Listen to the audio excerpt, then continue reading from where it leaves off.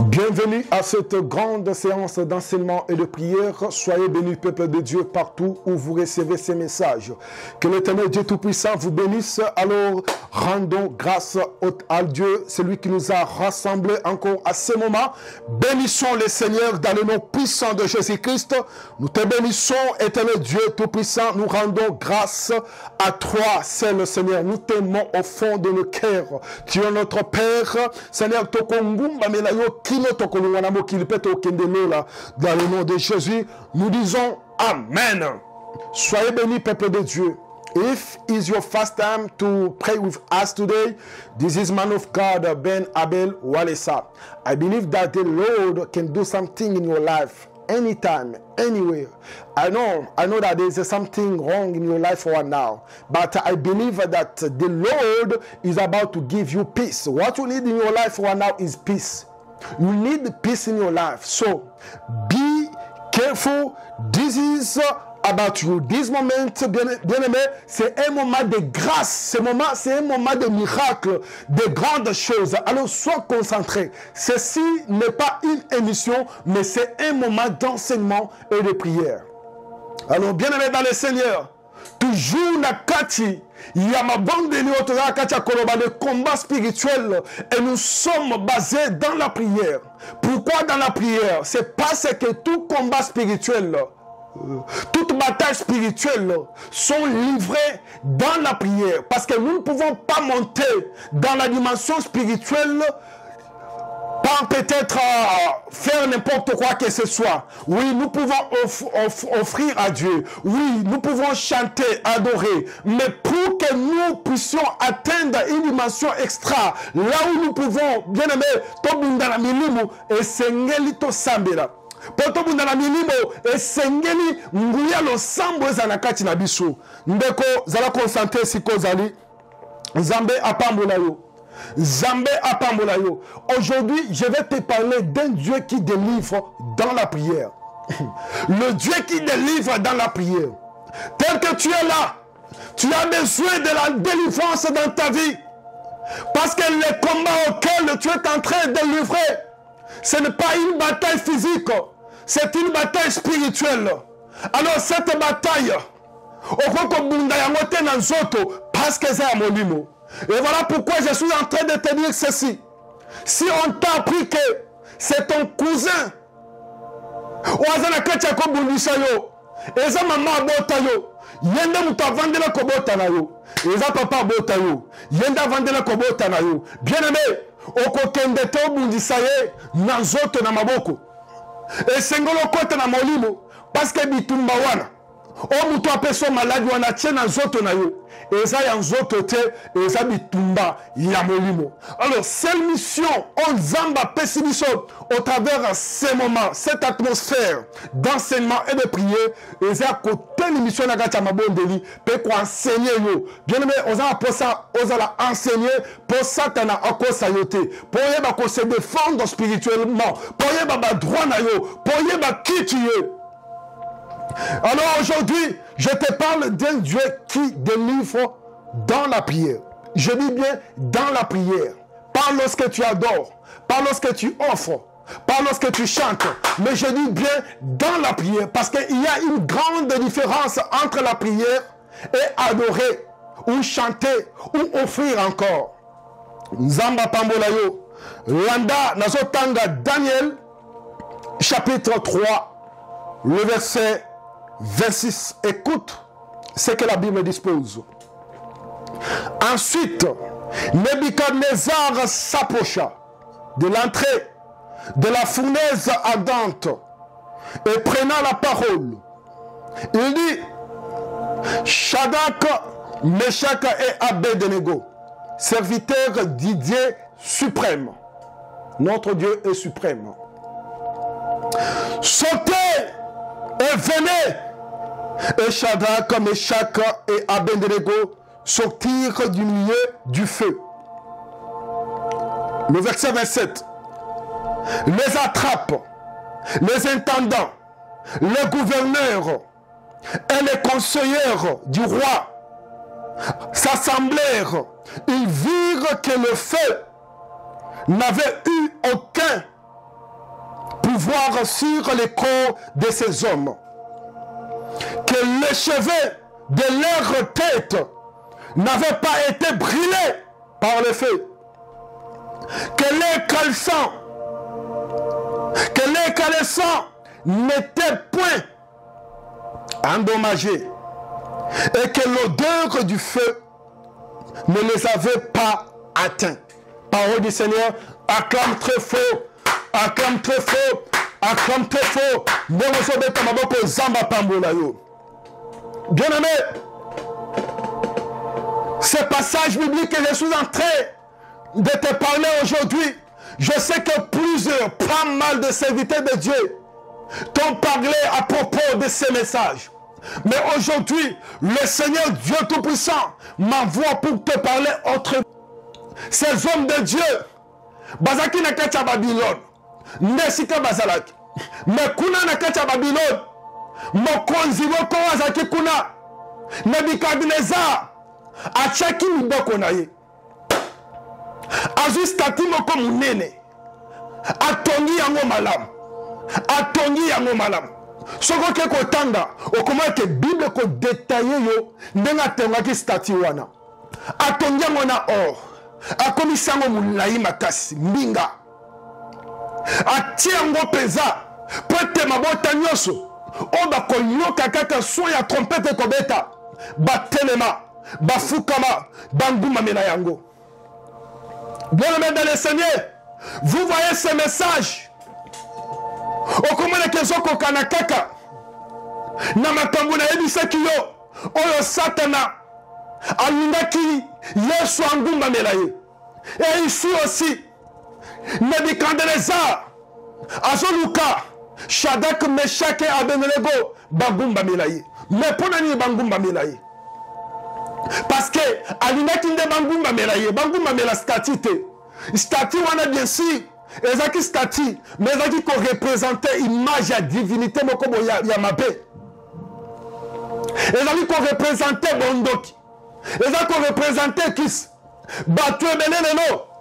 Bazali na kati ya kongumba mela. Vous adorez des statues qui parlent avec des voix humaines, qui tuent, qui versent des sangs, qui compliquent la vie des humains. Et c'est ça ce que vous adorez. Et vous adorez ce que vous ne connaissez pas. Parce que la seule et la vraie adoration appartiennent à Dieu. Il est le seul Dieu et l'unique de recevoir nos adorations.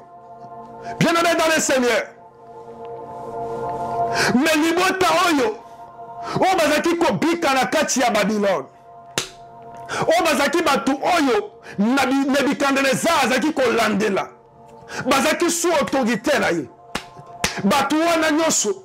Mususu bazaki na kati ya ignorance. Mais mususu pe bazaki kobanga ye. Lelo batu ebele. Baza na kati ya ignorance. Bazo sa makambo mabe. Parce que bazanga mutu akoyo bana bango. Bien aimé. Kozala na ignorance ezali. Ezali okangami na masturbation.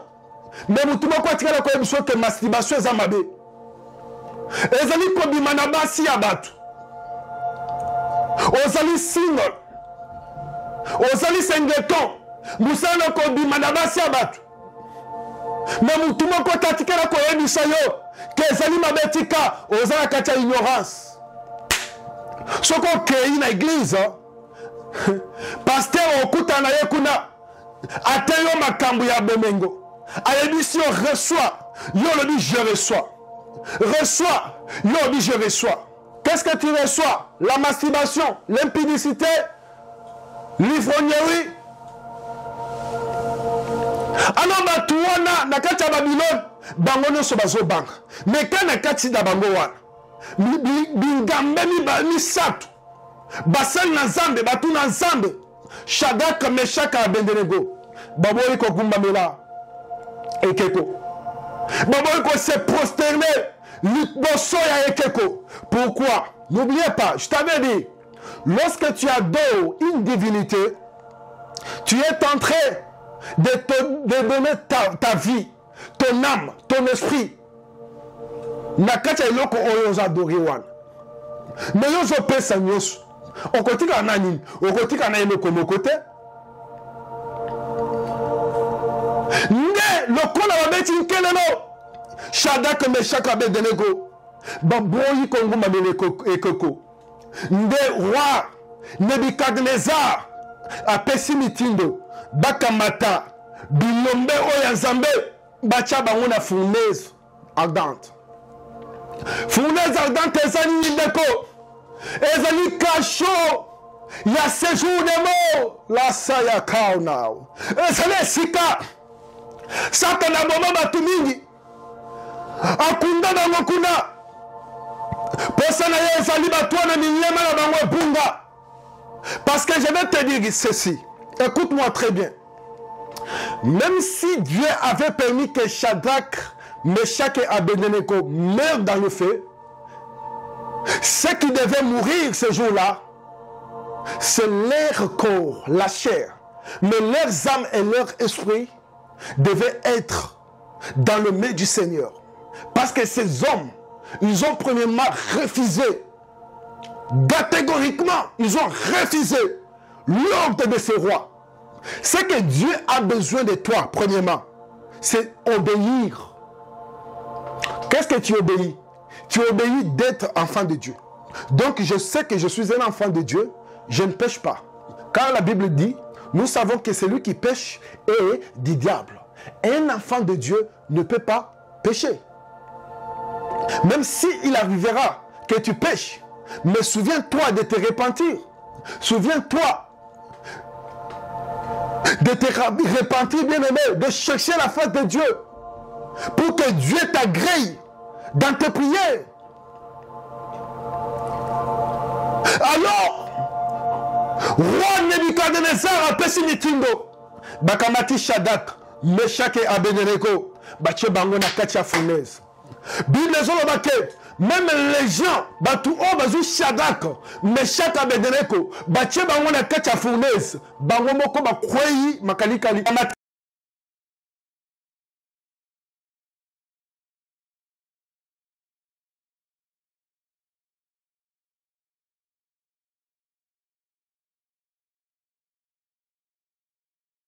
Je suis en train de parler à une personne que le diable a emprisonnée quelque part, désolé. Je suis en train de parler à une personne qui est en train de passer na katia menace à monde d'amolili. Je suis en train de parler à une personne qui est étouffée spirituellement. Une personne qui ne sait quoi faire. Une personne aveuglée. Une personne emprisonnée dans la boisson, dans l'adultère,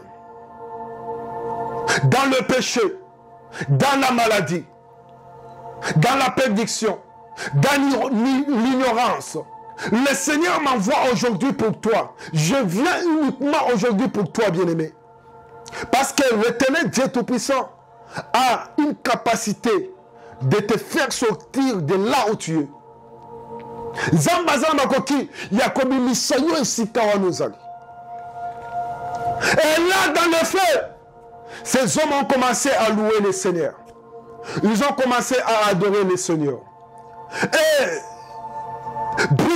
brusquement, directement, figure ya mutu mususu, ya être mususu obimi na kati ya moto. Mais tango elongi ya mutu mususu obimi na kati ya moto, elekelaki roi Nebukadnezar aye kotala babili kambonini yao, azotala, azotuna bato. Tochaki batu bonini yao, balobi, tochaki batu misatu, tochaki batu misatu. Mais mutu mususu nazomona kuna azanani. Wazali na elongi zongenga, lokola elongi ya mwana na Nzambe. Alobi, boya tomisa bango na kati ya moto. Bisika batia vi na yo. Bisika bakunda yo. Ezala na forêt, na mai. Na forêt équatoriale. Ezala batia na océan. Ezala batia yo wapi. Ezala bakende na yo na kati ya mipepe. L'Éternel Dieu Tout-Puissant. Azana nguya. Yakobi miswe siko anandeko. Ndena zonoba. Oza kacha kobima. Oza kacha kobima. Merci Seigneur. Oza kacha kobima. Loroko na Nzambe zo localiser yo. Au nom de Jésus. Alors, qui est ce Dieu qui peut délivrer même dans le feu? Bien-aimé, les gens qui voyaient Shadrach, Meshach et Abednego, ils le voyaient dans le feu. Mais nous comprenons plus vite que possible quand moi, Zambe, Yesu Christ, Zambe Yemoko, Alatisun, Adina Kachamoto, mais Bible c'est bas. Malamoko, Shadrach, Meshach, Abednego, Baeko Nisabango na Kachamoto. Babengi ange. Babengi ange nda Eko Nisabango. Mais Zambe le kola lataka. Et longino sali kolata. Ako kolata longia ange. Ako kolata longia serviteur naye. Pour asala likambo. Parce que Zambe ce qui a la kisse longina yemoko. Makambo mabe makase salamaka. Batonege betaka. Mabele kabwanaka. Likolo yindaka. Maye sanganaka. Bangunda bakufaka. Moto epelaka. Yango somona. Azobisa Moïse. Moïse. Nakoleka kaka. Mokomona mukongo nanga. Okomona elongi nanga te. Parce que alobi na ye. Motu moko tamone elongi nanga. Okalinga Yesu Kristo. Bien aimé dans le Seigneur. Ma commune ensemble Zoloba. L'heure Nebuchadnezzar a pessimitindo. Babimisa Shadrach, Meshach et Abednego na kacha moto. Ma commune ensemble Zoloba. Ata sutu na bango mutu. Ezika kite. Sutu na bango ekosi kandengelini. Bango bazaki na révélation. Bayebaki ke mutu asaka moko. Wale ki batu nyonso obisoto ngumba mela. Kombo na ye ezali Yesu Kristo. Kombo na ye ezali Zambe na nguya. Wakela bigoko nyonso mokili. Wakela mai, wakela banzete, wakela banyama, wakela batu. Et puis bazoloba ata bilamba na bango nzoto wezipaka kabolumbu ya mutu. Ezika kite toboka ki atate. Eli koloba soki botali malamu. Lelo Yesu batie na ngomba ya Golgotha. Babundaki balongola ti na elamba zaki nango. Nalobika ke elamba. Babundi balongola elamba. Mais bakoki te. Butu eyeko ya bato bapanzani. C'est-à-dire que jour one esengelaki elamba we bomba ka bolumbu e bomba bolumbu ya Shadrach, Meshach et Abednego. Pendant qu'on sait que ezali bato basali bato saint. Basa bato baso tambola na sainteté. Yom to tambola kana sainteté. Yom to banga ka Nzambe. Lebi tumbe ko yinde la yo bien aimé. Nzamba ko tala yo. Akomona ndengo banga kai. Akomona ndengo tambola ka. Akoba wa ya sayanga. Ndako permettre ba simba yete parce que likolo na ye sainteté zali. Nzambe abitisi bilombe oyo na kati ya moto. Na kati ya moto. Mais qui est ce Dieu qui peut délivrer même dans le feu? Physiquement, le feu était déjà éteint, bien-aimé. Mais les gens qui voyaient pouvaient voir le feu qui s'allumait. Mais spirituellement, Dieu a ce que te montre kufa. Zamba ce que te montre kufa. Nazomba te montre nini. Satan appelle ça na fina yo. Nazomba te montre nini. Satan appelle ça na libala na yo. Na libala na yo nde kozanga kimia ka Nzambi. Mobala zomela masanga. Mobala zomela masanga. Soka uchomela masanga na bandeko na ye, na baninga na ye. Azongelo na ndako. Azo beta yo nde babeta kaniyama. Azo beta yo. Ozolela. Ozolela. Posa ya kosala divorce zoyo na yo. Ndeko okeba. Lamuka. Nzamba tindinga na ebiso boye. Masango somo na zomela wana. Ezali ete. Eza esprit mabe. Alors, pour lui, l'esprit wana, et c'est le téléman, le sambo, ndeko salete o matana molimo, o kutanana, monguna wazo bundisa moba non azela masanga, o bundisa ye, o longa ye, akwea na se, moba ni wazo délivrance. Kobo ya libala na yote. Parce que la Bible nous dit que personne ne sait pas ce que Dieu a uni. Et donc on zamba a sangishi, nous tout le kabolango. Mais ce qui nous tourne en c'est que Satan a